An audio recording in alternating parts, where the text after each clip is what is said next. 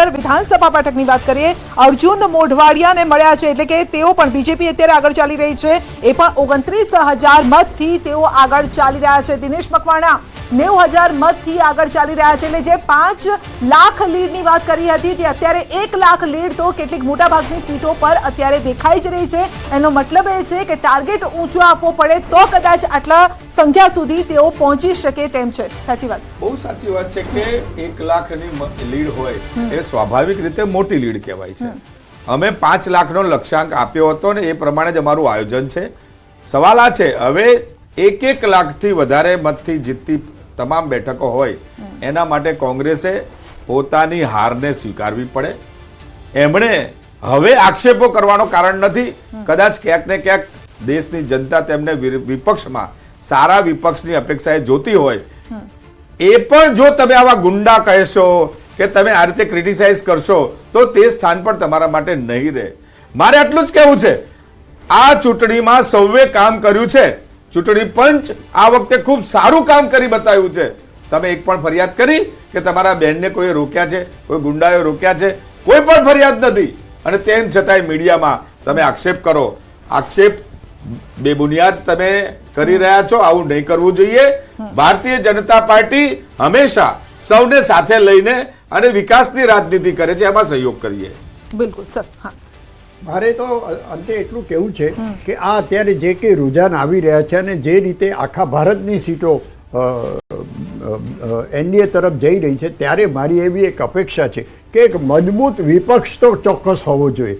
અને એ જે ગઠબંધને ભેગા થઈને અંદર જોડાઈને કે અંદર લડીને જે પરિસ્થિતિ ઊભી કરી છે, એમાં ભાજપના હાથ મજબૂત કર્યા છે. પણ ભાજપનો કાન પકડે એવો કોઈ મજબૂત વિપક્ષ જોઈએ લોકસભામાં, એવી અમારી અપેક્ષા છે. આટલા વર્ષોથી હું રાજકારણ જોતો આવ્યો છું અને વિપક્ષમાં કેવા નેતાઓ મેં જોયા છે અને આજે એવું કોઈ ચિત્ર દેખાતું નથી. એ મને લાગે છે કે લોકશાહી માટેનું એક નુકસાનકારક ચિત્ર ઉપસ્થિત થઈ રહ્યું છે. મજબૂત વિપક્ષ હોવો જોઈએ, રહ્યો નથી, રહેવા દીધો નથી કે પછી રહેશે નહીં. કારણ કે જે બીજેપીમાં હતા, જે કોંગ્રેસના હતા, એ તો બીજેપીમાં ભળી રહ્યા છે. તો ફરી ક્રિકેટની ભાષામાં વાત કરું કે બોલિંગ તમે સારી કરો તો પેલો ચોક્કસ એનું બેટ ઊંચું કરતા ગભરાય. તમારી બોલિંગ જ નબળી હોય, સ્ટ્રોંગ નથી. ઠીક છે, એ કોંગ્રેસ પાસે રિએક્શન લઈ લો, પછી આપણી પાસે આવું કે ભાઈ તમે સ્ટ્રોંગ નથી એટલા માટે એ લોકો લઈ જાય છે તમારા નેતાઓને. મારે તો એટલું કહેવું છે કે અમારા જે વિશ્લેષક છે એક તરફી વાત કરી રહ્યા છે. આ ફેરા જે રીતે અમે ઇલેક્શન લડ્યા છીએ, સૌથી પહેલા હું ગુજરાતની વાત કરું, 26માંથી 26 બેઠકો લેવા જતા હતા આ લોકો, અને 26માંથી એક તો એ લોકોએ કેવી રીતે લીધી છે સુરતની બેઠક, આખું દુનિયા જાણે છે ને આખું ભારત દેશ જાણે છે.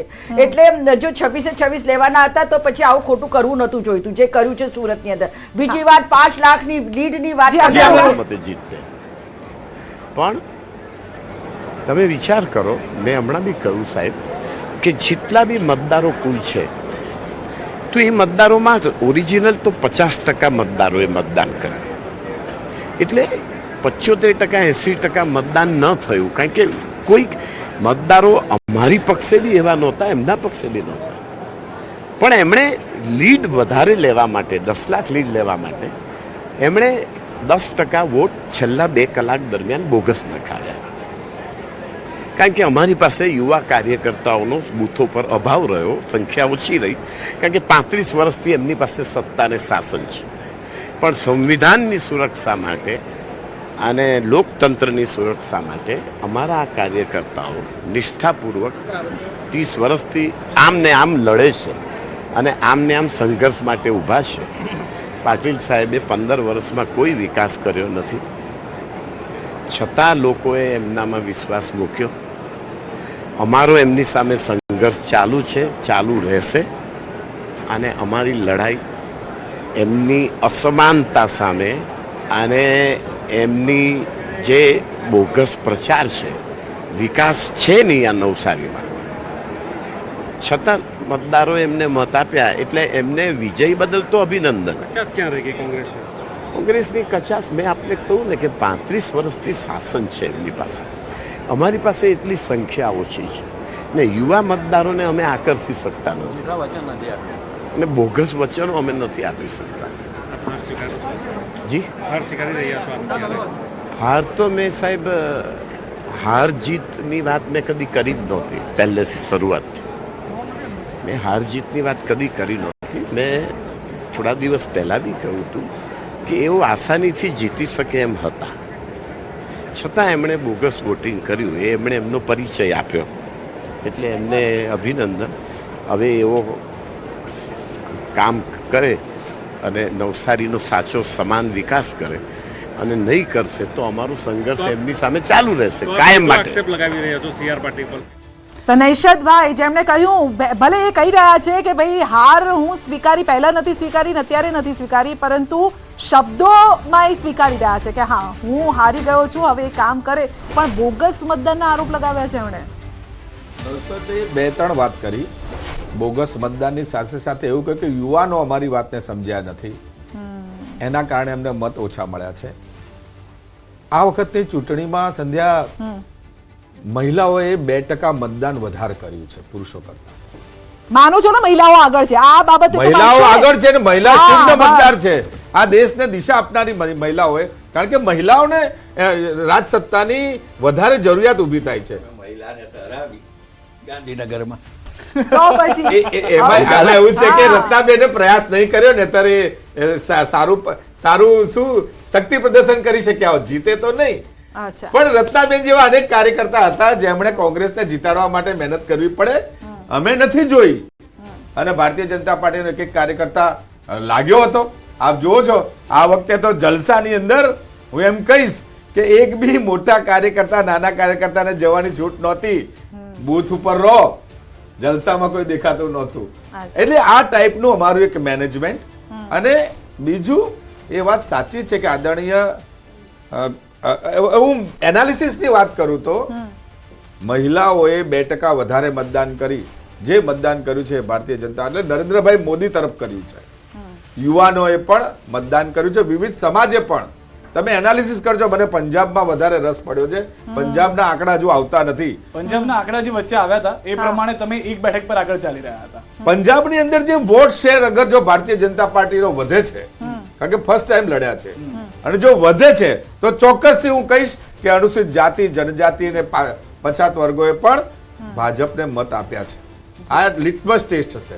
એ જ રીતે ઉત્તર પ્રદેશની વાત કરીએ, ઇવન બંગાળની વાત કરીએ કે એક અલગ વિચારધારાવાળા લોકો, કોમ્યુનિસ્ટ વિચારધારાવાળા લોકો એ પણ ટર્ન થયા છે. એટલે સમગ્ર સમાજ, સમગ્ર વિચારધારા એ આદરણીય નરેન્દ્રભાઈ મોદી સાહેબ પર ભરોસો રાખી રહી છે, કારણ કે આવતા દિવસોમાં સક્ષમ નેતૃત્વ તેઓ પૂરું કરી શકે તેમ છે. ઓકે, મહિલાઓની વાત કરી તેમણે. મહિલા તરીકે આપનો શું મત છે? જે મહિલાઓ, કારણ કે એક એ વાત તો સાચી છે કે મહિલાઓ છેલ્લા આપણે ચૂંટણીના પરિણામો જોઈએ અથવા તો ઇલેક્શન જોઈએ, વોટિંગ પેટર્ન પણ જોઈએ, તો મહિલાઓ ખુલીને બહાર આવી રહી છે, મત આપી પણ રહી છે. એટલે મહિલા જાગૃત બની છે અને તેમને પણ ખબર છે કે મારે દેશમાં કઈ રીતે રહેવું છે, મને કયા હક કઈ રીતે મળી શકે છે. દેશની જનતા અને ખાસ કરીને મહિલા જે 50%નું પોતાનું અસ્તિત્વ ધરાવે છે, આજે એ મહિલાઓ મોંઘવારીથી અને એમના જે બાળકો બેરોજગાર 40 વર્ષના ફરી રહ્યા છે એનાથી ત્રાસીને એ મહિલાઓ બહાર આવી છે અને એ મહિલાઓએ જ કોંગ્રેસને વોટ આપ્યું છે. આપ જોઈ શકો છો કે ભલે આજે એનડીએ આગળ આવી ગઈ છે, પરંતુ જે વોટ પર્સન્ટેજ મળ્યા છે અને આગળ જે ફાઇનલ ડિસિઝન આવશે અને આંકડા બહાર આવશે એમાં તમે ચોક્કસપણે જાણી શકશો કે કોને કોને કેટલા મતો આપ્યા છે. અને મહિલાઓએ કોંગ્રેસને મત આપ્યા છે, કોંગ્રેસના ન્યાયને મત આપ્યા છે, મહિલા ન્યાયને મત આપ્યા છે. એટલે આ તબક્કે સ્ટુડિયોમાં બેસીને કહેવું કે 2% મહિલાઓએ અમને વોટ આપ્યા છે તો એ તો અતિશયોક્તિવાળી વાત છે અને એના ઉપર કંઈ કહી શકાય એવું છે નહીં. એટલે મારું તો એવું જ માનવું છે કે મહિલાઓએ 100% કોંગ્રેસને ન્યાય, મહિલા ન્યાયની વાતને સાથે રાખીને મહિલાઓને વોટ કોંગ્રેસને પડ્યા છે. અને મહિલા સુરક્ષાની વાત છે એ કોંગ્રેસ પૂરી પાડી શકે છે. આપને ખબર છે કે મણિપુરમાં 8 દિન સુધી નરેન્દ્ર મોદીજી ગયા નહોતા અને ગયા નથી. અને એવી જ રીતે આપને ખબર છે બ્રિજભૂષણ શરણની સામે યૌન શોષણનો આરોપ હતો, છતાંય એના છોકરાને ટિકિટ આપી. તો આવું તો ઘણા બધા દાખલાઓ છે જ્યાં મહિલાઓનું અપમાન થાય છે, શોષણ થાય છે, મહિલા હા પ્રજ્વલ રેવન્ના એનું તો વાત આ સામે જ છે, હજી ચૂંટણીઓમાં જે પણ પાર એક્ઝિટ પડ્યો પોલમાં એ જીતતા બતાવતા હતા. ભલે ને જીતતા બતાવે. હવે Exit તમે poll માં. આંકડામાં શું કર્યું છે? 11 દિવસ પછી શું કામ આંકડા ઇલેક્શન કમિશને બહાર પાડ્યા? 48 કલાકમાં પાડી દેવા જોઈતા હતા, છતાંય તમે લોકોએ આટલા નહીં, ઠીક છે. ઇલેક્શન તમે કમિશને કેમ આટલું આંકડાની લાંબુ મેડમ વાત કર્યું? કરી રહ્યા છો, તો અત્યારે જે આપ આંકડા જોઈ રહ્યા છો 300 પ્લસ પર એનડીએ અને ઇન્ડિયા ગઠબંધન 200 ની ઉપર છે. એટલે આમ જોઈએ તો રાઉન્ડ ફિગર આપણે લઈએ તો જે 200 ની ઉપર ઇન્ડિયા ગઠબંધન જોવા મળ્યું છે ગઈ વખત કરતા તો સારી પરિસ્થિતિમાં છે. Of course સારી છે, તો એ- અમારી તો હારબાઈ જીત છે. હા, એના પોઈન્ટ કયા ગણાવશો? બે ત્રણ હું એ જ પોઈન્ટ કહું છું ને કે અમે લોકો જે ઇન્ડિયા ગઠબંધન બનાવ્યું અને જે દિવસથી ઇન્ડિયા ગઠબંધન બનાવ્યું એ જ દિવસથી નરેન્દ્ર મોદી સાહેબના પેટમાં તેલ રેડાયું હતું.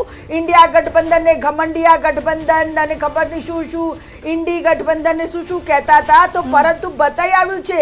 અને ત્યાં સુધી કહેતા હતા કે આ સંઘ કાશીએ નહીં પહોંચે, તો અમે બતાવી દીધું છે કે કેવી રીતે અમે પહોંચી રહ્યા છીએ. અને અચ્છા. અમે કટ્ટરની ચોટ આપી છે દરેકે દરેક જગ્યાએ. અને જે રીતે 300 પાર તો શું 400 પારની વાતો થતી હતી, હવે એ તો ભૂલી જ જવાનું છે. આ જે માંડ બતાવી રહ્યા છે, ફિગર જઈ રહ્યા છે, એનું શું ફાઇનલ થશે એ તો પછી ખબર પડશે. કારણ કે શરૂઆતથી જે સિવિલ સોસાયટીઝ છે અને જે પ્રભુત્વ લોકો છે અને ઇવન ભારત દેશની જનતાને ઈવીએમ ઉપર વિશ્વાસ નથી તે નથી જ.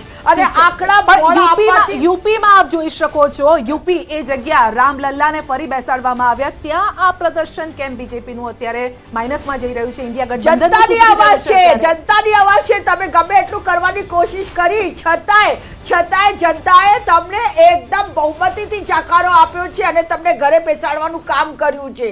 અને જ્યાં કટોકટીની વાત હતી ત્યાં ખેલા થઈ ગયા છે આ ભારતીય જનતા પાર્ટી દ્વારા ઇલેક્શન કમિશને પાર્ટી બનાવીને. આજે એક કોન્સ્ટિટ્યુશનલ સંસ્થા છે ઇલેક્શન કમિશન, પરંતુ ઇલેક્શન કમિશને કોંગ્રેસની કે વિપક્ષની એક પણ ફરિયાદ ઠીક છે ધ્યાને લીધી પ્રશાંતભાઈ, નથી.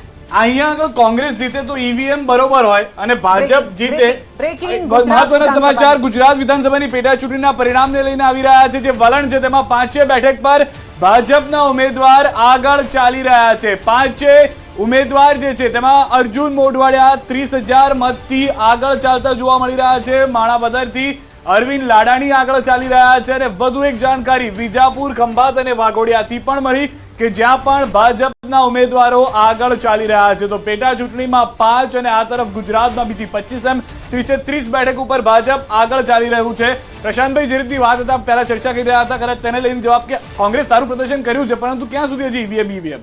એટલે આ વખતે ઇન્ડિયા ગઠબંધન થકી કોંગ્રેસમાં એક મજબૂતાઈ દેખાઈ રહી છે, આંકડામાં પણ એ આવી રહી છે આજે. અને કોંગ્રેસ કદાચ 3 ડિજિટ સુધી બી પહોંચે એવી શક્યતા છે ઓવરઓલ સીટોની દ્રષ્ટિએ. હવે એટલે એ જ કહું છું કે આ આંકડા જે આવ્યા છે ઈવીએમમાંથી જ આવ્યા છે, ઈવીએમ વગર આવ્યા નથી, કે બેલેટ પેપરથી એ આંકડા નથી આવ્યા. અને ક્યાંક ને ક્યાંક આ બેલેન્સ જે થયું છે અત્યાર સુધી, જે વન વે એક તરફી જે રુઝાન વલણ બીજા બધા હતા, ઇવન એક્ઝિટ પોલ જે દેખાતા હતા, એની સામે આવતા આંકડા ક્યાંક ને ક્યાંક એવું બતાવે છે કે કોંગ્રેસ મહેનત કરીને એનું પરિણામ સુધારી રહી છે. અને એની એ મહેનત ઈવીએમમાં પણ કેદ થઈને બહાર આવી રહી છે. ઈવીએમમાંથી જે બાળક બહાર આવી રહ્યું છે એ પણ મહેનતનું જ આવી રહ્યું છે. એટલે હું એવું માનું છું કે આજથી કદાચ આ વસ્તુ આમ બી જો સાબરકાંઠાનું એક અપડેટ આપી દઈએ. સાબરકાંઠામાં પ્રિન્ટર મશીનમાં ક્ષતિ છે, ડેટા જાહેર કરવામાં થોડી સમસ્યા થઈ રહી છે. સાબરકાંઠામાં મત ગણતરી સમયે માહિતી વ્યવસ્થા ખોરવાઈ છે. આ ક્વિક અપડેટ, પ્રિન્ટર મશીનમાં થોડી ક્ષતિ છે પરંતુ એ ઠીક થઈ જશે. વાત કરી રહ્યા હતા આપણે ઉત્તર પ્રદેશની જ્યાં રામલલ્લાને આપે મંદિરમાં બિરાજમાન કર્યા. આ આશીર્વાદ મળતા થોડીક કેમ વાર લાગી રહી છે અત્યારે, એવું છે? જો આ વખતની ચૂંટણીમાં એક સ્પષ્ટ વાત એવી પણ આવી કે પક્ષ અને વિપક્ષ જોઈએ. અનેક લોકોએ વાત કરી છે કે વિપક્ષ પણ મજબૂત હોવો જોઈએ.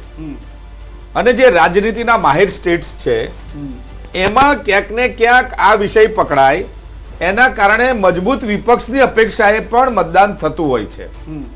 અને જે આ ટાઈપની પરિસ્થિતિ વર્ણવી રહી છે, કાંટાની ટક્કર, પરંતુ ભારતીય જનતા પાર્ટી પર સ્પષ્ટ જનાદેશ એ તમે જોઈ શકશો. હું તો એમ કહીશ કે નરેન્દ્રભાઈ મોદી પર ભાજપમાં મત આપેલા લોકોનો તો વિશ્વાસ છે, પરંતુ કોંગ્રેસમાં પણ જેણે મત આપ્યો છે એને પણ મોદી સાહેબ પર ભરોસો છે. વિષ્ણુભાઈ, આ એક અલગ ગણિત લઈને આવ્યા છે સાહેબ, પણ એ વસ્તુ એક મહત્વની છે જેમાં તેમનું કહેવું છે કે વિપક્ષને મજબૂત કરવાની વાત હતી કે પછી આ વખતે લોકોએ ઇન્ડિયા ગઠબંધનને એક વિપક્ષમાં મજબૂત તરીકે જોયું કે ના એકલું કોંગ્રેસ નહીં બધા ભેગા થયા છે તો એના પર આપણે ટ્રાય કરી શકાય? મારી દ્રષ્ટિએ આમાં કોઈ વિરોધ પક્ષને મજબૂત કરવાની વાત છે નહીં.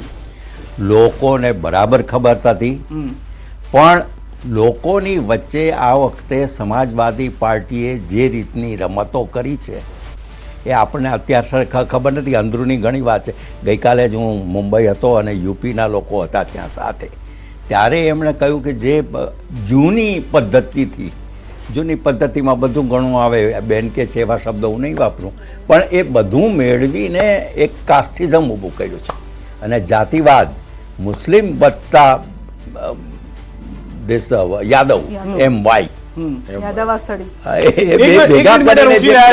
હાલમાં જે છે કે ઇન્ડિયા અને એનડીએ નું જે આગળ પાછળ થવાનું ચાલી રહ્યું છે, શેર બજાર ગોથા ખાઈ રહ્યું છે, તેમાં 2100 પોઈન્ટ નો કડાકો શેર બજારમાં થઈ રહ્યો છે. જયારે હું વાત કરી રહ્યો છું ત્યારે 2200 થઈ ગયો છે પોઈન્ટ નો કડાકો.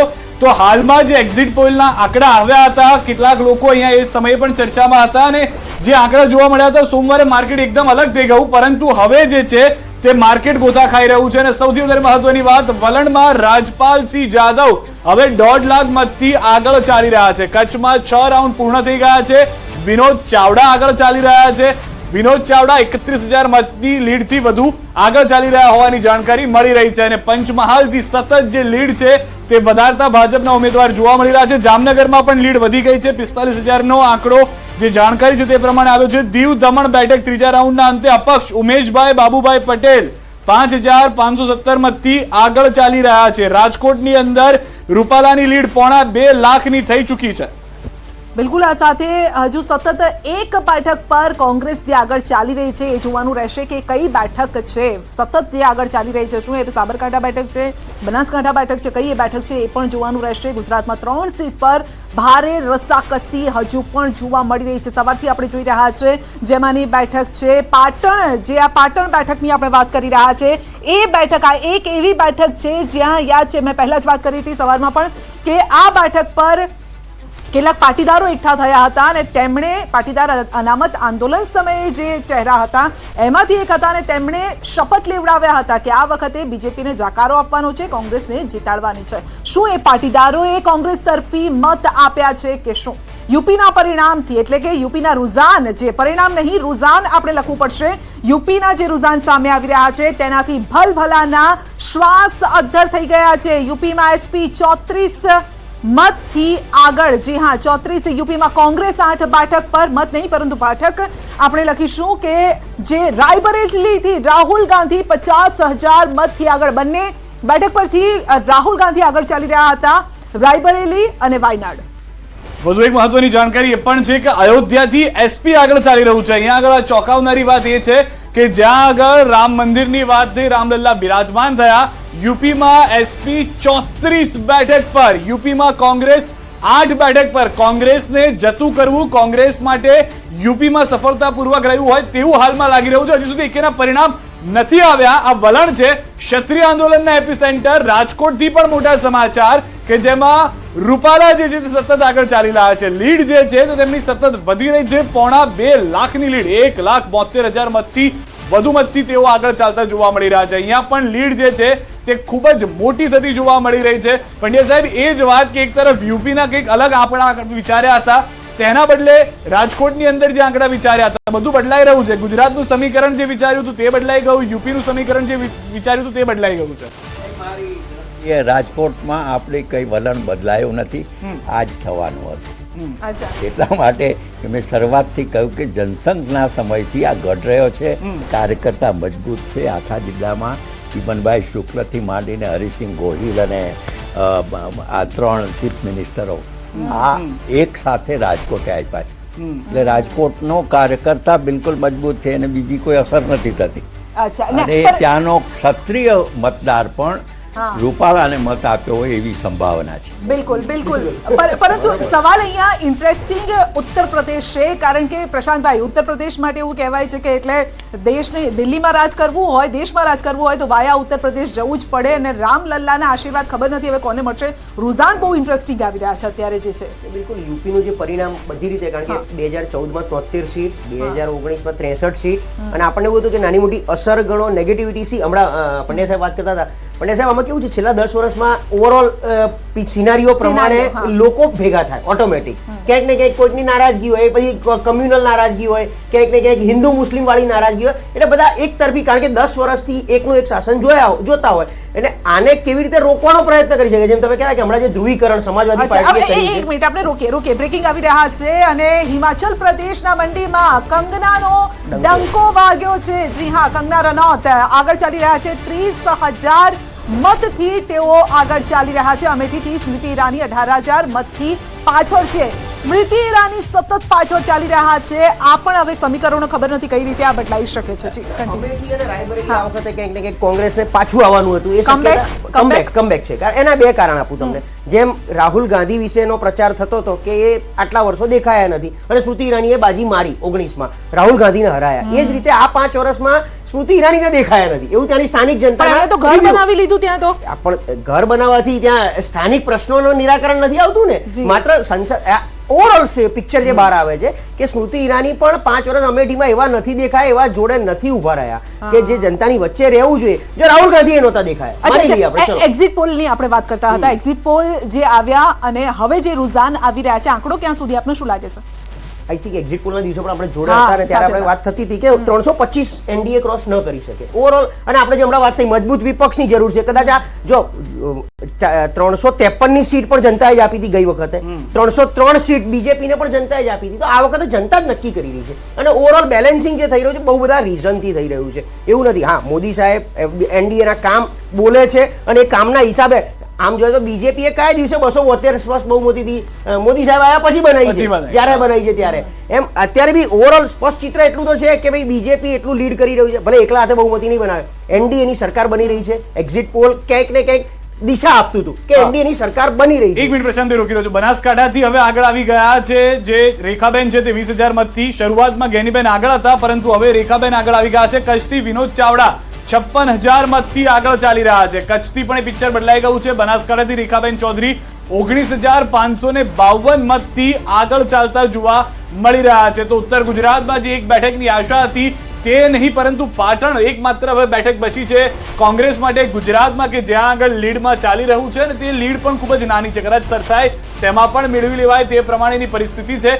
પરંતુ મોટા ભાગના તમામ વિસ્તારોની અંદર, ગુજરાતની અંદર જે પેટા વિધાનસભાની ચૂંટણીઓ છે, તમામ જગ્યાએ ભાજપ હાલમાં લીડ કરી રહ્યું છે, અને 303 પર એનડીએ છે. જ્યારે ભાજપ માટે ઝાટકા સમાન કદાચ અત્યારે નહીં કહી શકાય કે 247 બેઠકો ઉપર જ દેશમાં તે આગળ ચાલી રહ્યું છે, કારણ કે 543 બેઠકોના વલણ હવે સ્પષ્ટ થઈ ગયા છે, જેમાં 304 ઉપર કે 303 ઉપર એનડીએ આગળ છે, પરંતુ ભાજપ હજી 250 પર નથી પહોંચી શક્યું, જ્યારે ઇન્ડિયા ગઠબંધન સારું કરી રહ્યું છે.